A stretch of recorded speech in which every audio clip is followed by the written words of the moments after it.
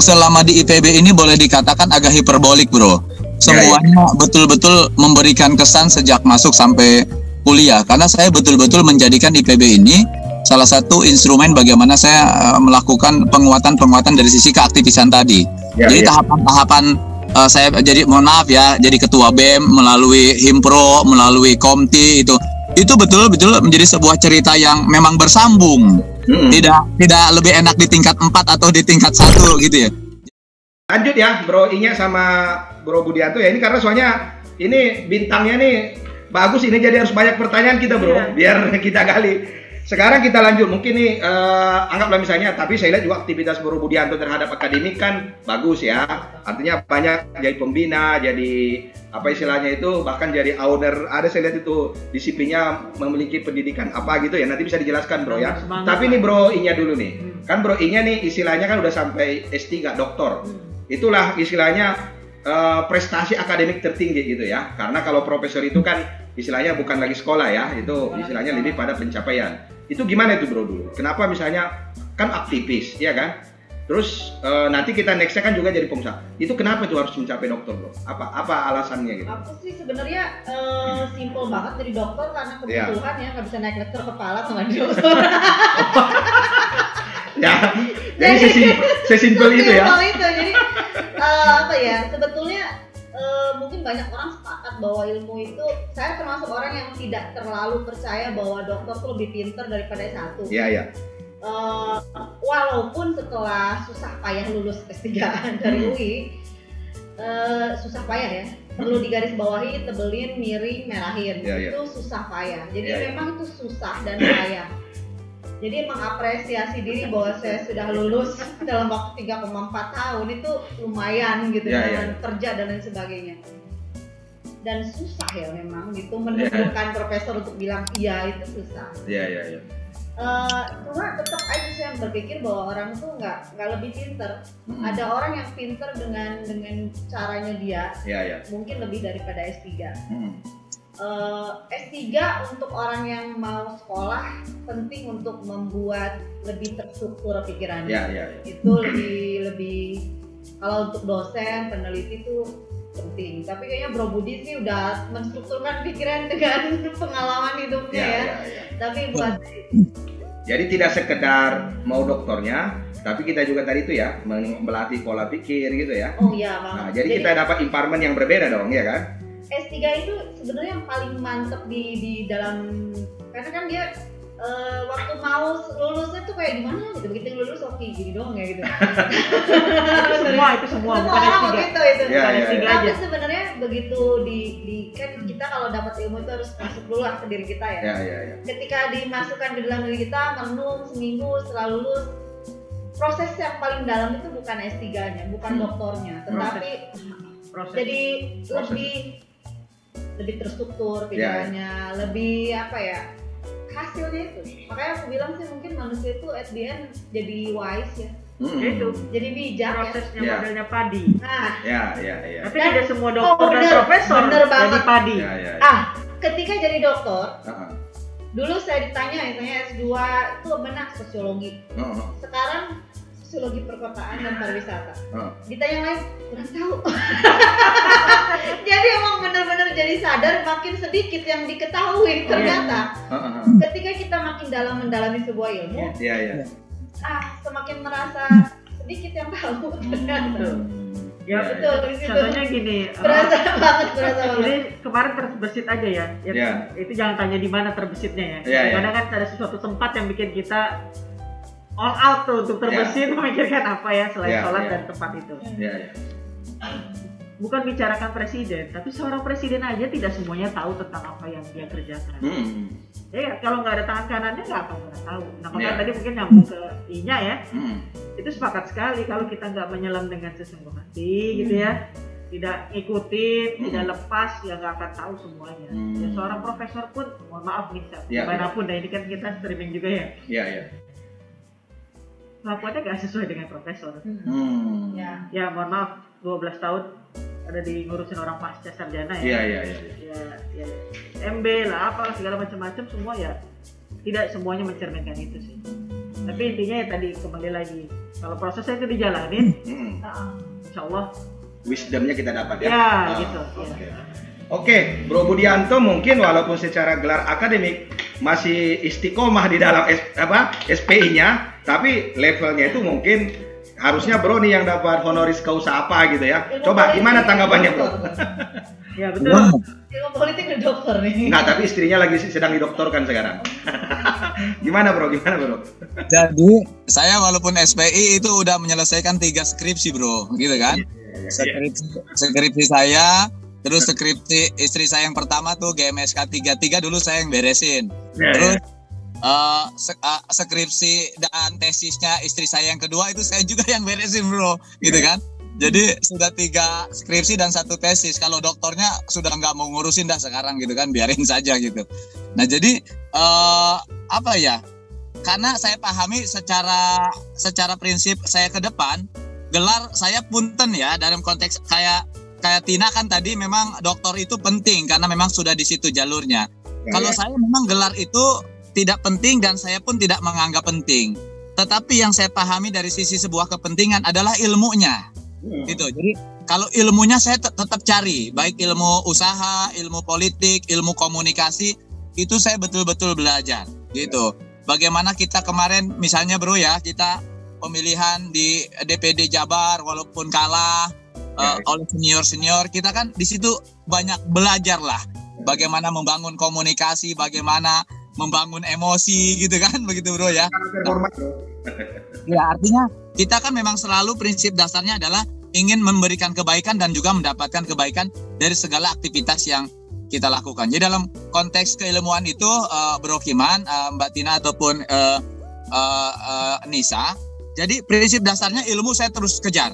Tapi kalau bicara gelar, saya punten. Sebetulnya saya sudah pernah 3 kali kuliah S2 itu. Itu kan udah di kampus ini gitu kan. Tapi saya tidak jadi karena saya khawatir S2 saya kalau bukan di kampus bagus, S1 saya ini rusak gitu kan gara-gara S2-nya abal-abal. Itu saya jaga betul Bro. Ya. Oke. Siap. Itu poinnya tadi dari Budi Budianto ya. Artinya ilmu itu kan memang banyak orang ya. Saya kira banyak contoh-contoh. Misalnya almarhum Gus Dur ya. Yang saya baca dia juga hampir nggak ada gelarnya kan. Karena nggak pernah dia selesaikan akademiknya, tapi ilmunya dia dapat. Karena saya sering menyampaikan apa sih yang dikatakan seorang dokter. Pada saat dia berbicara dengan dokter nyambung gitu. Jadi kita kan sering ketemu dokter seperti Anissa tadi, ketemu profesor tapi dia ngomong nyambung. Jadi itu saya kira kualitas gelar kita itu. Jadi mungkin lanjut ke teknologinya nih. Akan gini, kalau kita ketahui ada semacam privilege atau misalnya dianggap kita panutan. Kalau dokter ya itu bisa jadi beban nggak? Ya harus Pak. Gitu ya. Jadi kita tidak membebani diri kita sendiri dengan sesuatu yang seharusnya kita tanggung kan, kita kayak dewasa. Nanti kita dulu saya berpikir bahwa orang tuh baik tidak merasa pintar, tapi kalau orang itu tidak pintar nanti dia diminta apa bantuan yang orang lain kan? Ya memang jadi maksud saya tuh gini. Ketika ada satu pencapaian melekat juga satu kewajiban. Kan nggak mungkin kalau kita itu saya jadi dokter dari UI nggak mungkin kemudian atau saya S2 dari IPB nggak mungkin ketika saya bimbing mahasiswa mahasiswa saya dibaca skripsinya sejelek itu. Itu kan malu. Atau tulisan saya sejelek itu. Menurut saya sih tadi saya terkesan banget karena orang sombong itu biasanya orang yang berprestasi ya Bro. Gitu ya. Sombong positif ini Pak. Ya, kesombongan itu perlu. Karena saya dari kecil diajarin untuk tidak sombong.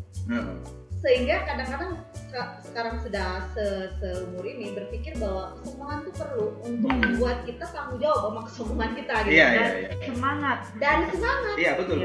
Tapi jangan untuk semangat sombong ya. Bukan untuk semangat untuk terus memberi, semangat untuk jadi ketika ditanya ilmu ini tahu apa enggak, kan enggak tahu sebentar 10 menit padahal googling dulu, belajar dulu gitu. Sebentar, karena kan tidak mau untuk mengeluarkan statement selevel yang tidak kita profilkan. Jadi artinya memang ya saya dokter, saya juga punya beban gitu ya. Artinya di kehidupan masyarakat juga ya harus kita sesuaikan kan gitu ya. Makanya saya juga kadang-kadang gitu ya. Ya berat ya. Tapi sepakat itu.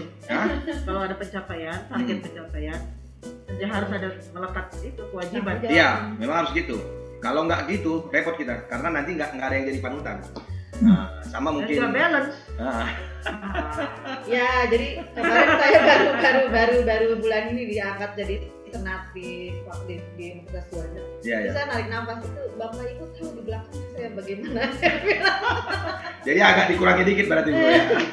Tapi kan orang punya pada porsinya lah. Punya kehidupan pribadi dan punya kehidupan profesional. Iya. Kalau saya pegang kata-kata Gus Baha, Gus Baha. Manusia itu sepanjang tidak maksiat dan tidak jelek pada orang lain gitu kan ya. Berarti dia masih on the track gitu loh. Itu aja sih. Oke, silakan Bro Anis.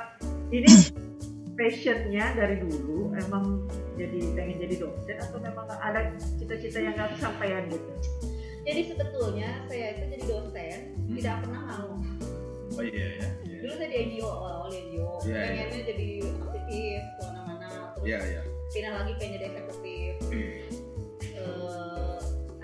Ketika menikah, tau dong ya barang bagus berlaku. Iya. Jadi belum lulus sudah ledek ya. Ini sombong juga. Sombong yang berkualitas tapi. Ya maksudnya kalau diobrol diskon 70% dapat gelas. Ya. Belum lulus sudah ada yang lamar terus nikah. Ya. Yang lamar dapat gelas.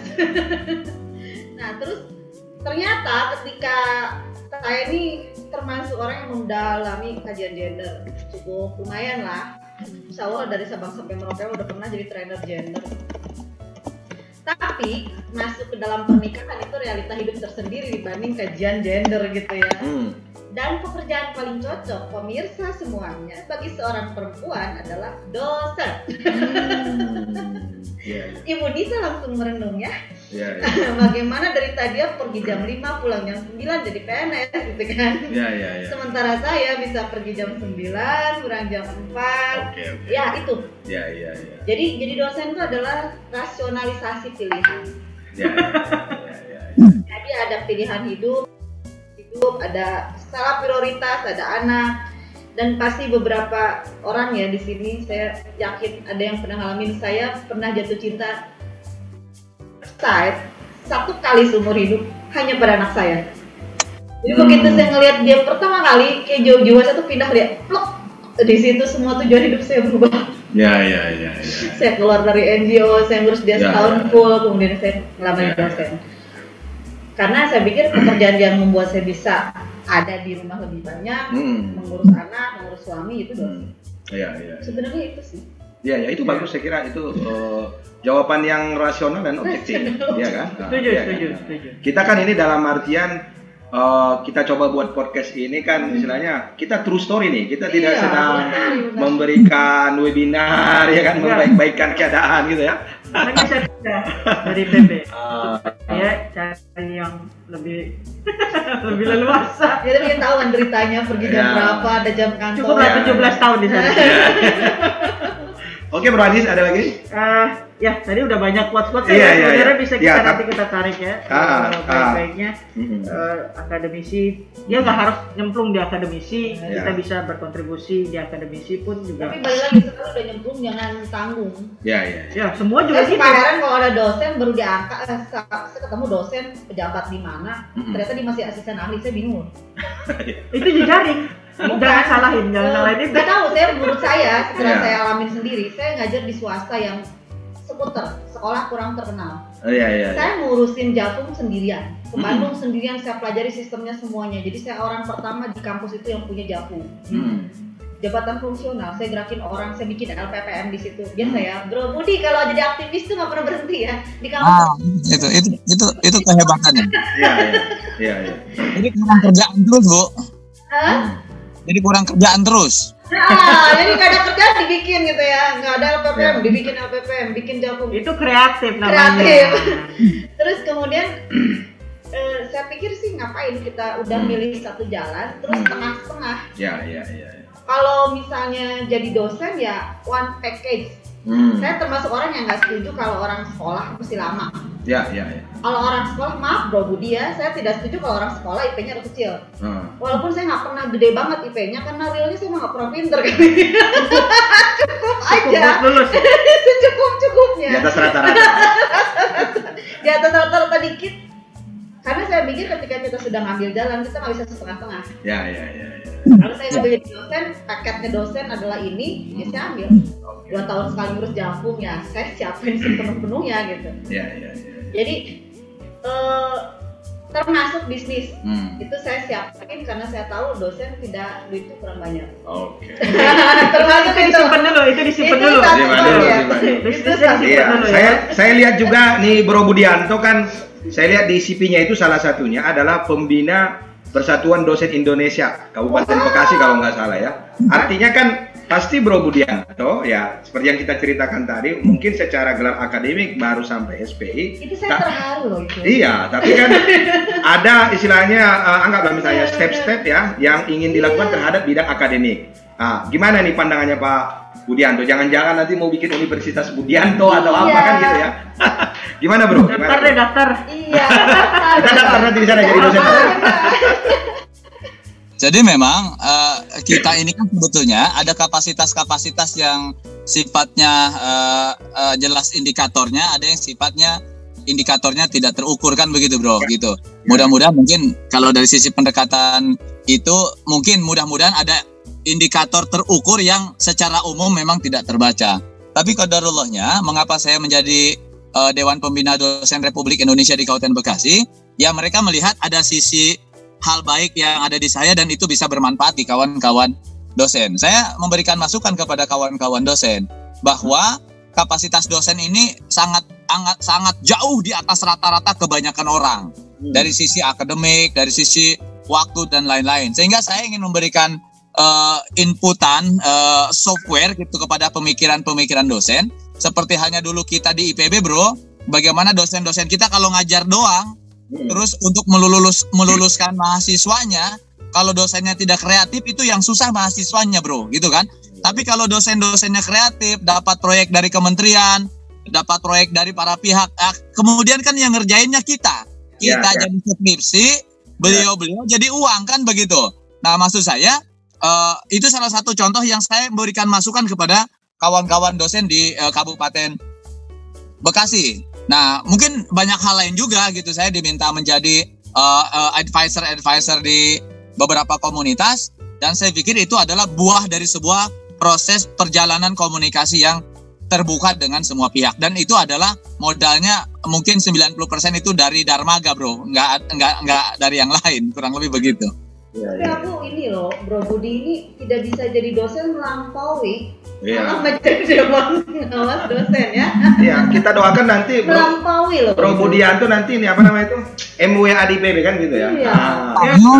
Karena dosen gitu. Karena memang kolaborasi itu saya kira perlu. Bisa itu bisa. Ya, jadi apalagi ada silat. Bro. Halo. Ya Bro. Saya sering katakan ke keluarga saya dan kawan-kawan, saya mau S2 atau S3 karena saya nggak mau jadi dosen Bro. Karena saya nggak mau jadi dosen. Saya katakan itu. Karena tadi Tina bilang kalau udah nyebur satu paket kan, kalau emang ingin jadi dosen kan syarat dan ketentuannya jelas gitu kan. Nah, saya memang menghindari terhadap sesuatu yang saya tidak ingin lakukan secara formal. Makanya saya tidak lengkap itu gelar S2, S3. Tetapi fungsi dosennya saya jalan Bro. Saya sudah hampir 5 tahun keliling Indonesia, dari kampus ke kampus, ada binaan 170 kampus yang saya bina Bro mahasiswanya, dan saya di situ sering jadi narasumber di bidang kewirausahaan, gitu. Entrepreneurship mahasiswa. Jadi sebetulnya dosennya.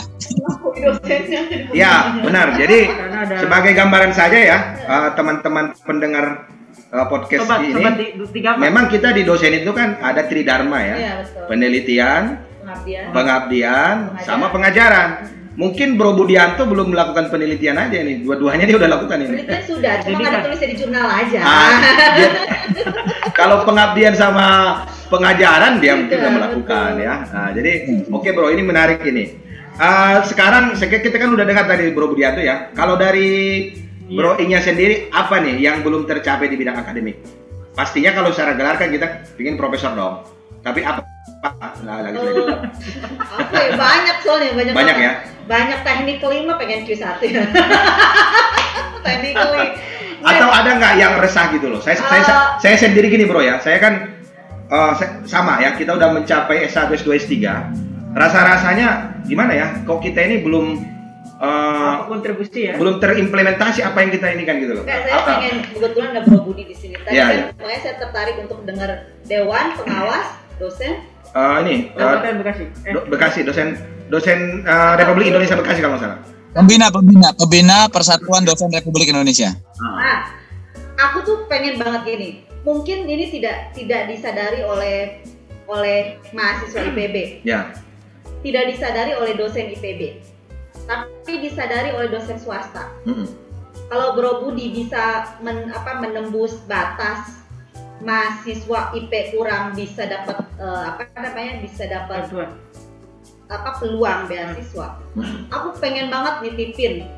Ada anak mahasiswa swasta yang bikin botak dosennya setengah mati pun nggak bisa nulis.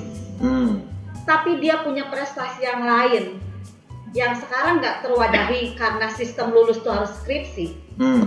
Itu aku nitip banget Bro Budi. Kapan kita duduk bareng kita bikin sistem kelulusan S1 itu kayak gimana?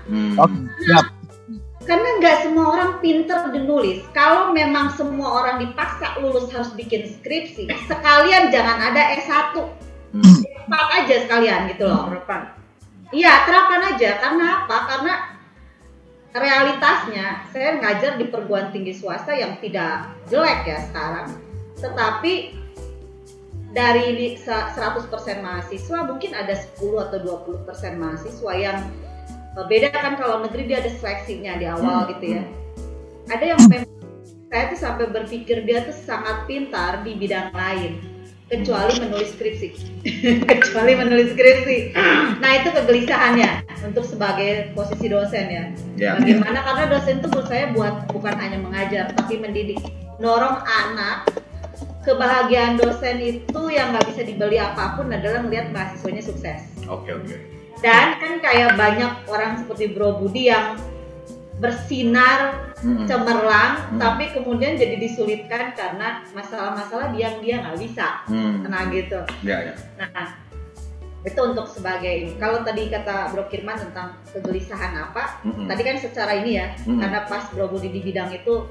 Kalau bisa disuarakan lah kita ke situ. Saya pernah ngajar di sekolah tinggi yang untuk pariwisata perhotelan. Ada anak yang pintar sekali memasak, tapi dia kesulitan setengah kali mati untuk membuat skripsi.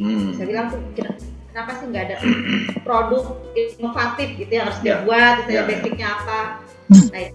Nah kalau untuk pribadi sebetulnya secara individu ya, untuk proses pengajaran itu